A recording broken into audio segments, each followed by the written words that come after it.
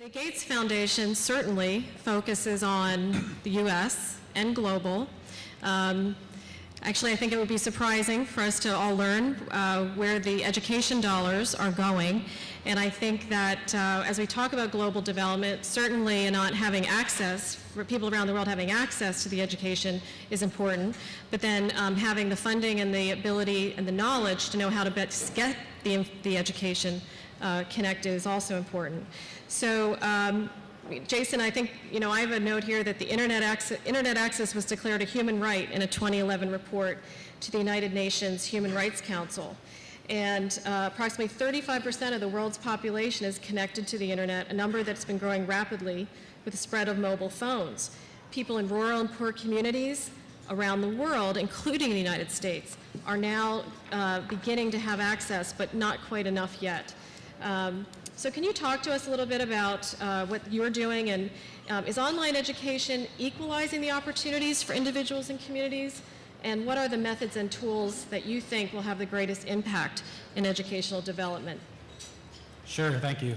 So just to put part of the question in context a little bit, as many of you probably know, the Gates Foundation provides a lot of investment in the areas of global health and development around the world. That's probably a little bit more than 80% of what the foundation does. We also have a very large education component to what we do, and that's mostly focused on the US.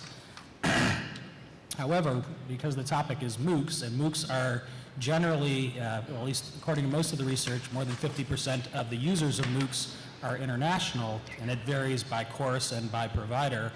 We really do see online learning, of which MOOCs is a subset, as a big part of allowing education to be available more broadly and globally. Now, on this question of access, I think the best way to put it is that there's a lot of people in the world that need health, education, and even just to live to their third year of life. And we're big believers in investing in those things that actually will help people live longer, healthier lives where they can achieve their full potential.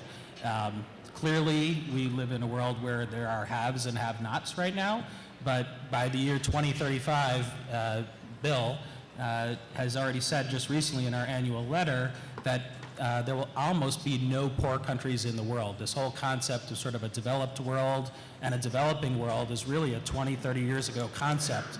Many countries that you might think are still the developing world actually have per capita incomes approaching $8,000, $10,000, $15,000 that were considered poor or developing countries many years ago. So in 1971, microwaves were not available to everyone in the population, and right now not everyone has access to a computer, but with mobile phones expanding and the price of computing getting lower and lower, we actually think online learning has a really great potential to help everyone in the world achieve their full potential. George? Yeah. Yes, let's pop in, everybody, for comments on each question. Awesome. That's great. Okay. Can you guys hear me in the back? Yep. So I wanted to add to this because I talk to a lot of startups, and I often get questions about, this new shiny technology that's going to solve things, right? And there's one, I think, significant issue that we need to address, and that's the fact that the digital divide is not just a technology divide. It's a socioeconomic issue. It's a lack of access to opportunities issue. It's a lack of experience problem. It's a skills problem. You can't just wake up one day and find a computer in your home and say, oh, today I'm going to go online, and take a course from a MOOC provider, right?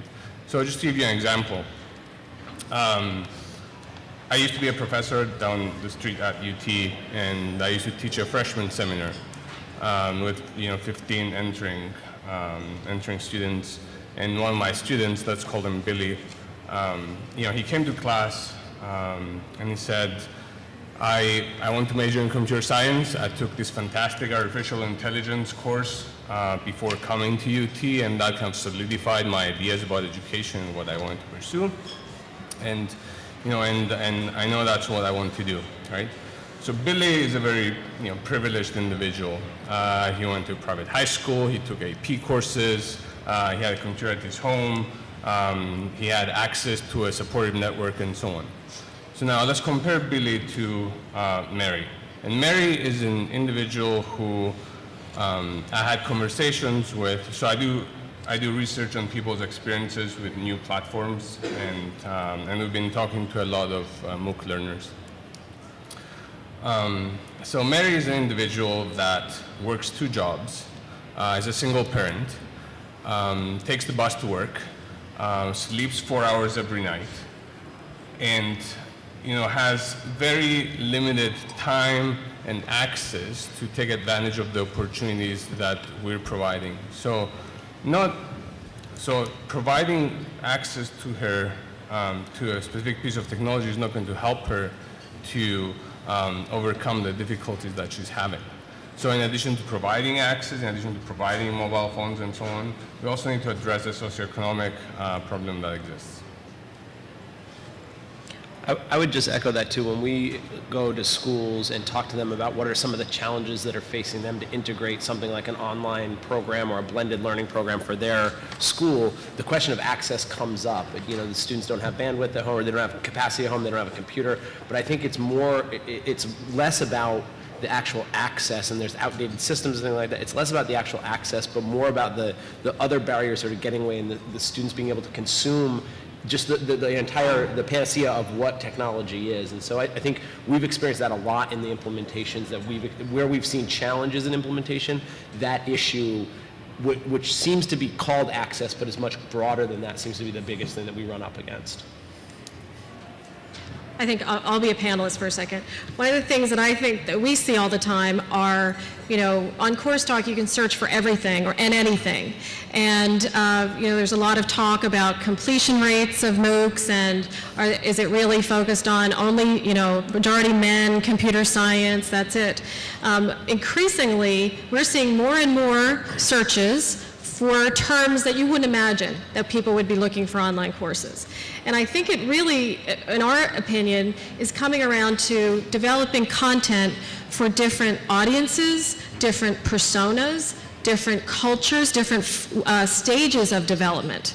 So we might, as a country, put out a MOOC or an online course to Guatemala, but the level of content needs to be much different than is currently available today in the MOOC universe. And I think increasingly we're starting to see the broadening and the deepening of how online education can be created and then delivered. And I think that's one of the exciting things that we like having on CourseTalk. We have courses from K-12 up through lifelong learning, and I really think that it's all about finding the right audience, and then when we find the right audience and they find the right courses, completion rates and retention rates will go up.